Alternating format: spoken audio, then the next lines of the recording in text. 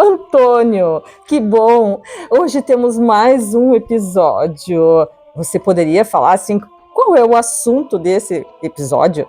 Matilde, nós vimos aqui na série que os Guarani compartilhavam um espaço geográfico com outras etnias indígenas e que as reduções jesuíticas acabaram mesclando diversas delas, ao mesmo tempo que os jesuítas criaram alguns povoados especialmente para os povos não Guarani. Vimos também que os Guarani possuíam relações com esses povos, às vezes de paz, outras de guerra.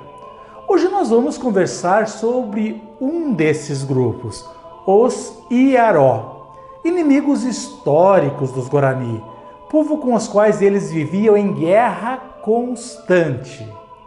Ah, mas o povo Iaró ainda existe no momento?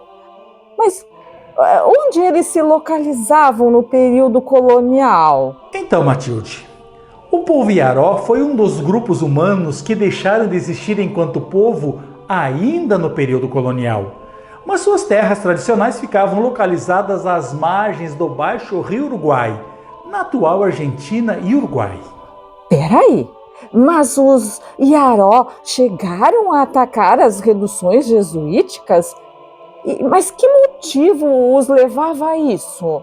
Olha, Matilde, de forma direta a documentação histórica jesuítica indica que eram dois os motivos que os levavam a isso. A rivalidade histórica que existia entre os Iaró e os Guarani e a tomada para si do gado pertencente aos povoados missioneiros. Indiretamente, temos aí um terceiro motivo. A criação de povoados e a implantação de propriedades como as estâncias, geralmente distantes dessas povoações, interferiu diretamente na espacialidade dos outros povos indígenas e na sua subsistência, principalmente nos seus espaços de caça e pesca. Certamente esses povos, a exemplo dos Iaró, foram impactados pelo sistema reducional e também pela pressão que os demais colonizadores geravam sobre esses territórios tradicionais e reagiram a isso. Há que se dizer que a fundação da redução de Diapediú em 1627, localizado no limite do território Guarani, fazia fronteira com o território Charrua e Iaró, e nela pretendia-se que as três etnias indígenas estivessem presentes. Isso, porém, gerava inúmeros desafios aos missionários, principalmente por conta das alianças políticas internas na redução e também de seus moradores com os seus parentes que viviam fora do povoado. Além do mais, temos de considerar que, para usar o Rio Uruguai como caminho para Buenos Aires, passava-se pelo território dos Iaró e isso não era bem recebido por eles. Você podia explicar melhor, assim, isso que você acabou de dizer? Matilde, eu vou responder a sua pergunta utilizando as fontes históricas jesuíticas. Lá eu encontrei o registro de que no dia 20 de dezembro de 1636, saíram a cavalo da redução de Diapediú 190 pessoas para buscar algum gado na sua estância, onde permaneceram por um mês. E em 26 de janeiro, ao voltarem com o que haviam juntado, que era bastante, os Iaró os encontraram. Como eles realizavam negócios com a redução, os cristãos acharam que o encontro tinha essa finalidade, mas não. Os Iaró lhes disseram que tinham ido ao seu encontro para vingar a morte de seus avós e pais, mortos pelos antepassados dos Guarani. Como junto dos vaqueiros estavam crianças e cantores da redução, os cristãos não viram outra alternativa senão enfrentá-los. A guerra começou e os Iaró, com bolhadeiras e flechas, mataram 42 dos missioneiros. Durante o conflito, os cristãos mais jovens se esconderam em um parronal, um pântano coberto de capim, e os Iaró atearam fogo na palhada para que não escapassem. A tragédia só não foi completa porque teria caído uma chuva que apagou o fogo e permitiu-lhes escapar e retornar à redução.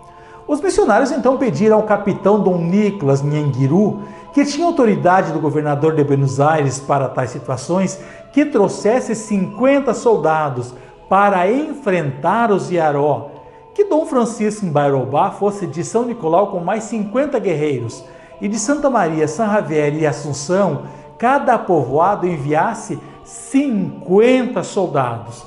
Ao final, os jesuítas conseguiram reunir 340 pessoas, que se uniram ao charrua, que também pretendiam fazer guerra aos Iaró, para vingar algumas mortes acontecidas dos seus no passado, e foram ao seu encalço, sem grandes resultados.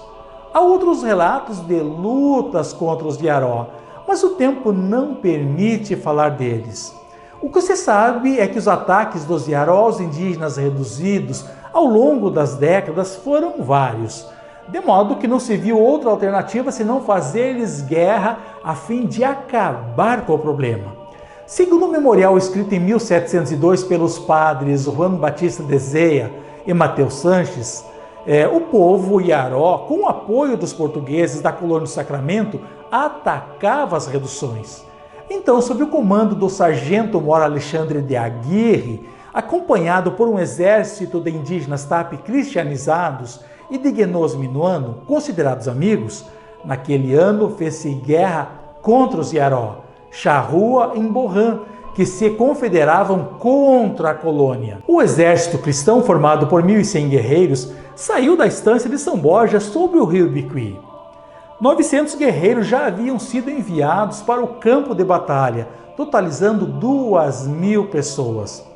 O grupo estava equipado com 8 quintais de pólvora, 32.000 balas, 520 mosquetes, lanças, flechas e bolhadeiras.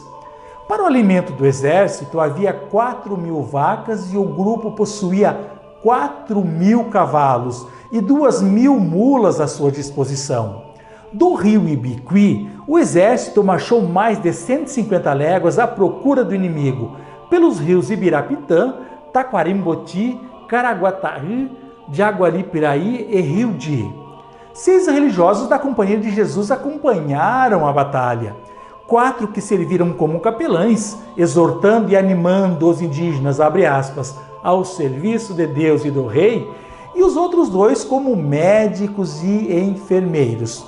Após 2 meses de marcha, na primeira batalha, os Iaró, montando em seus cavalos, enfrentaram os 900 guerreiros e mataram 24 soldados, fazendo-os retroceder no campo de batalha. Os Iaró baixaram a guarda, pois acreditavam que tinham vencido a luta, e o exército dos cristãos deu a volta, rodeando uma porção de terra e os surpreendendo. Após 5 dias de lutas, às margens do rio Di, a Confederação Indígena foi vencida e suas mulheres e crianças, em número de mais de 500 pessoas, foram capturadas e levadas para os povoados jesuíticos, onde foram distribuídas para serem catequizadas. Espero que tenhas gostado do assunto tratado nesse episódio. Até o próximo. Agudjevete. Obrigado.